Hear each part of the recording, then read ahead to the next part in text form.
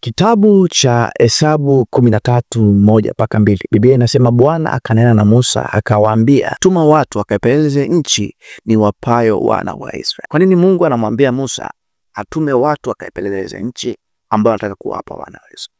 Kanuni ya Mungu hawezi kukupeleka katika nafasi unataka kuiendea kabla hujajua nafasi ikoje, au ina mazingira gani, au ina hali gani. Watu wengi wamekuwa wanaenda katika maeneo au wanafanya vitu pasipo kuvichunguza katika namna ya roho.